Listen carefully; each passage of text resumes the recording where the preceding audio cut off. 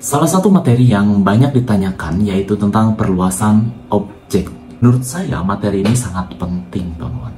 Karena dengan belajar materi kalimat perluasan, kalian akan belajar juga tentang kalimat inti, akan belajar juga tentang frasa, akan belajar juga tentang apa? Tentang pola kalimat. Oke, mari kita bahas materinya. Kita akan awali pembahasan ini dari konsep sebuah kalimat. Ya. Jadi, kalimat itu kan ada unsur S, ada unsur P, ada unsur O, ada unsur P, ada unsur K.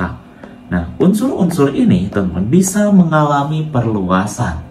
Ya, jadi semua unsur ini bisa mengalami perluasan. Dan sebuah kalimat itu seperti kalian pahami, nanti kalian akan menemukan kalimat intinya atau inti dari kalimatnya itu apa.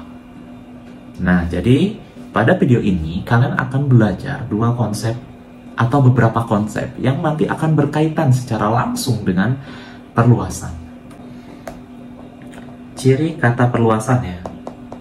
Ciri kata perluasan itu biasanya ya, yang paling umum itu kata yang, teman-teman. Sekali lagi, kata yang bisa menjadi ciri perluasan adalah kata yang.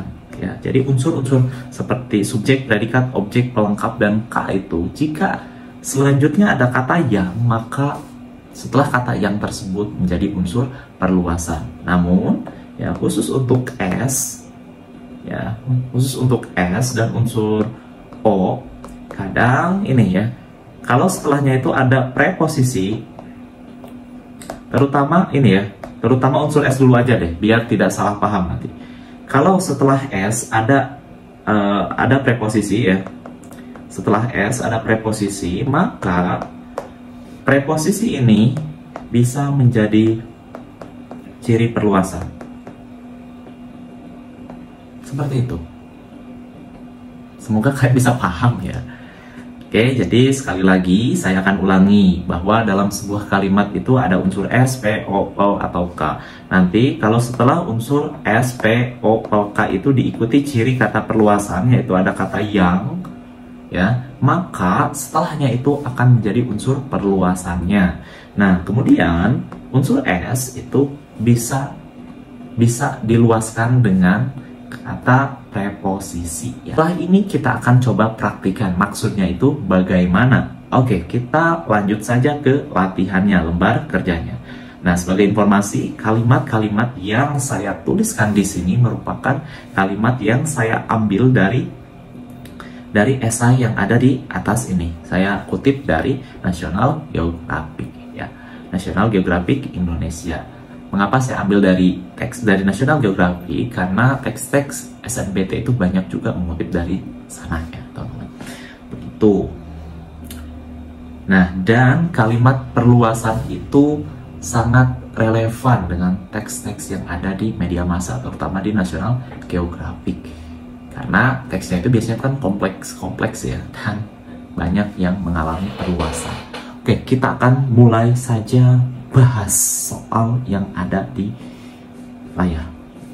Soal yang pertama itu, perintahnya itu seperti ini kan, tentukan pola kalimat, frasa, dan kalimat intinya. Jadi kita akan belajar beberapa konsep ya, yang akan kita bahas pada video berikut ini. Caranya itu teman-teman, kalau kalian mau mencari perluasan unsur, caranya itu kalian tentukan dulu polanya. Nah, jadi saya sempat mengatakan kan, bahwa pola kalimat itu bisa menjadi kunci untuk mengerjakan materi lainnya. Oke, kita tentukan polanya. Nah, ketika menentukan pola, pertama itu cari predikatnya terlebih dahulu. Di sini ada dua kata kerja ya, ada memiliki, ada kata mendalam. Oke, mana yang kita pilih? Kalau mendalam, nah gini teman-teman, kalau misalkan ada dua predikat itu ya, pilih yang pertama terlebih dahulu. Ya, kalau ada dua predikat dalam kalimat atau dua kata kerja dalam kalimat, kalian pilih yang pertama menjadi predikat. Jadi kemudian lihat yang kedua itu kan ada kata yang ya, ini berarti tidak mungkin bisa menjadi predikat. Jadi predikatnya yang memiliki. Nah, sekarang cari S-nya yang kedua. Apa yang memiliki efek mendalam? Jawabannya apa? Beberapa zat. Di sini ada dalam kan? Dalam itu preposisi kan? Preposisi. Berarti setelah kata dalam itu masih ikut kepada S-nya. Nah, itu. Jadi ini perluasannya, teman-teman. Ya. Dalam sejarah itu merupakan perluasan dari kata beberapa zat. Oke. Kemudian efek. Efek itu objek atau pelengkap. Lihat predikatnya. Karena predikatnya itu bisa dipasifkan. Jadi di kan, dimiliki, memiliki, dimiliki. Bisa diubah jadi pasif. Berarti ini objek gitu. Setelahnya itu ada kata pada, berarti sampai akhir itu merupakan keterangan. Oke, begitu. Sekarang kita akan jawab dari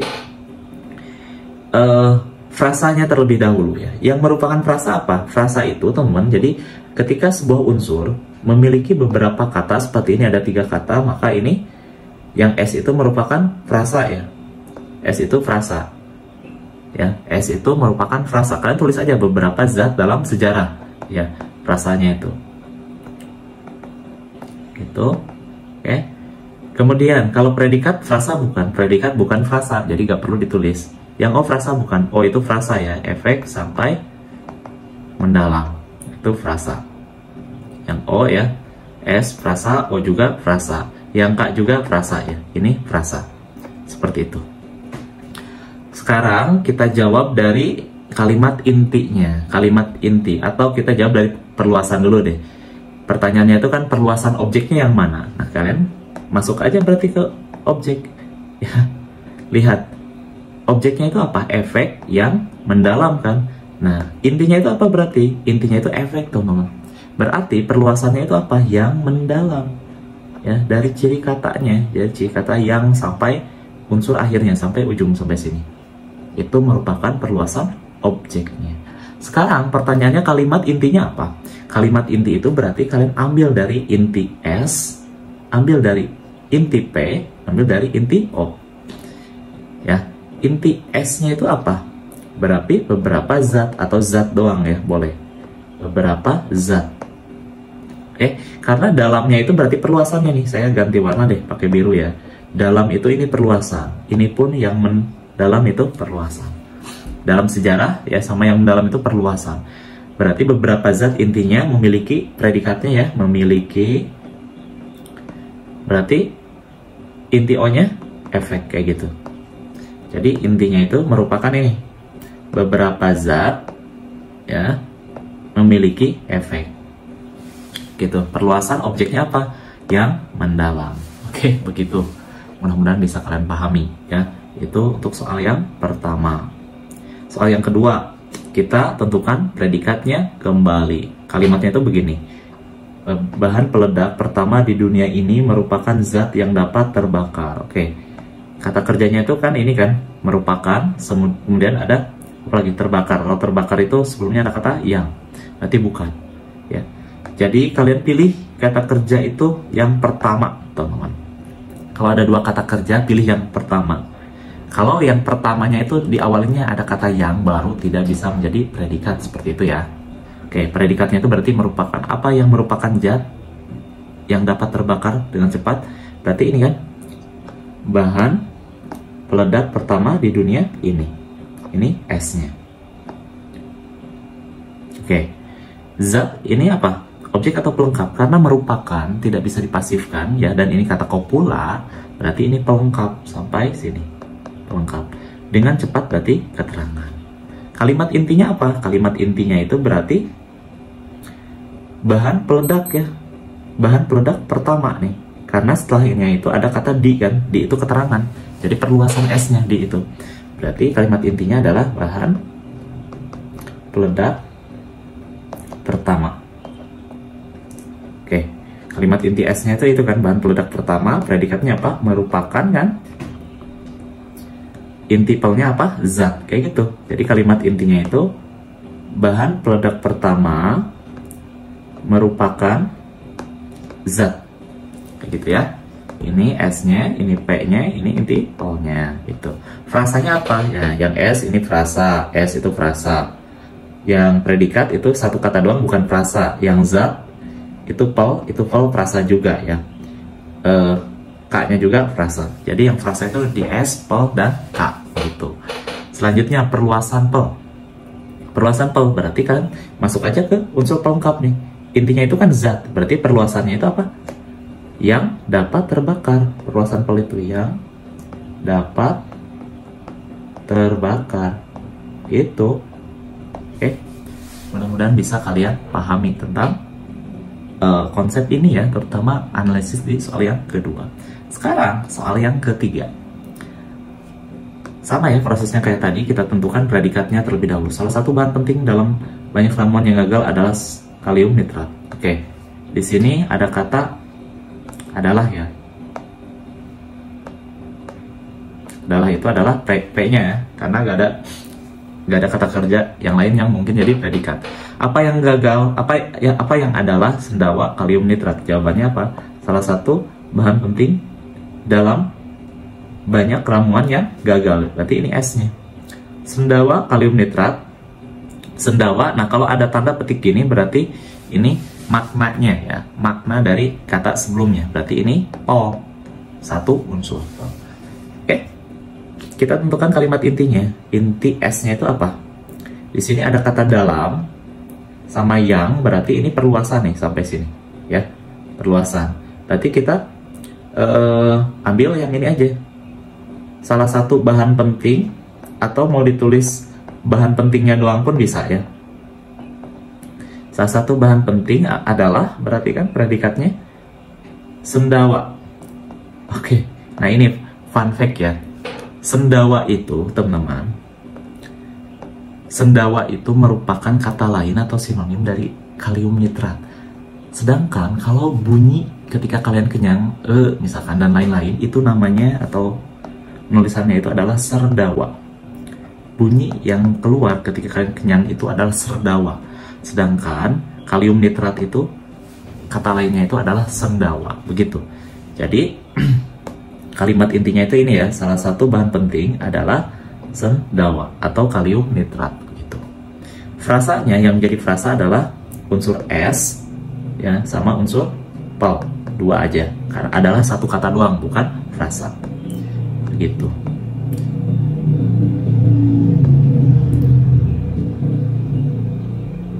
Sekarang perluasan S-nya itu apa? Berarti dari kata dalam sini sampai belakang ya. Ya, ini yang kan semua berarti dari dalam sampai gagal. Berarti perluasan S-nya itu adalah dalam banyak ramuan yang gagal. Begitu. Oke? Paham kan?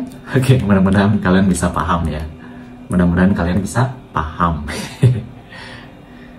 Keempat, kita polakan kembali, kita cari frasanya apa dan perluasannya apa. Keempat itu predikatnya apa?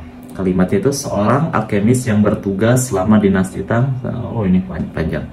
Predikatnya itu ini kan, bertugas sama mencampurkan. Kata saya kalau ada dua kata kerja gini, pilih yang pertama. Namun yang pertama itu ada kata yang, berarti tidak sah jadi predikat. Karena itu jadi perluasan. Jadi predikatnya itu adalah yang mencampurkan. Oke, pertanyaannya siapa yang mencampurkan? S-nya berarti seorang alkemis. Setelahnya ada kata yang, berarti lanjut ke sini. Ini ada kata selama, berarti keterangan kan? Berarti masih perluasan. Sekitar sampai sini perluasannya. Oke, begitu. Pokoknya kalau ada keterangan setelah S, apalagi sebelumnya ada kata perluasan seperti kata yang, itu jadi perluasan S, begitu ya. Kemudian 75 bagian kalium nitrat, 15 bagian arang, dan 10 bagian belerang, ini berarti O-nya ya. Karena mencampurkan itu me dan bisa dipasifkan O. Sekarang kalimat intinya apa? Berarti kalian ambil inti S-nya apa? Inti S-nya itu ini kan, ini batasnya, itu perluasannya, berarti seorang alkemis. Gitu. Predikatnya apa? Mencampurkan. Oke. O-nya apa? Berarti ini ya. Kalium nitrat. Boleh di intinya itu. Kalium nitrat. Apalagi? Arang. Dan belerang gitu. Intinya itu. Oke. Intinya sudah ketemu ya. Sekarang kita cari frasanya. Yang frasa apa? S ini frasa ya, S ini frasa. Predikat bukan frasa karena satu kata sama O frasanya. Perluasan S-nya apa? Perluasan S-nya itu berarti dari kata yang sini sampai ujung, sampai sini. Berarti yang bertugas selama dinasti Tang sekitar tahun 850 Masehi. Begitu. Ya, jadi perluasan S-nya itu adalah dari kata yang sampai ujung. Begitu ya.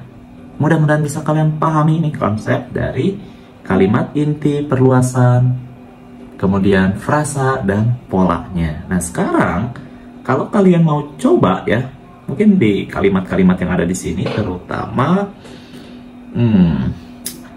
kalimat mana ya yang mau kita polakan? Sekarang saya akan meminta kalian untuk memolakan kalimat yang ada di sini.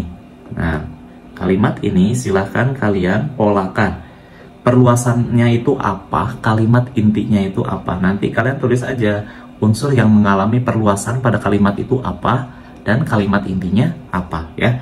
Seperti itu, silahkan tulis di kolom komentar. Nanti jika saya tidak sempat mengoreksinya, mungkin teman kalian yang sudah paham bisa ikut mengoreksinya. Kalian bisa diskusi ya di kolom komentar video ini. Jadi tidak perlu menunggu saya. Nanti ketika saya sempat melihat atau kebetulan menemukan komentar kalian, pasti saya balas kok ya. Jadi sampai jumpa lagi di video berikutnya. Mudah-mudahan kalian bisa semakin paham ya konsep-konsep materi SNBT yang akan muncul. See you.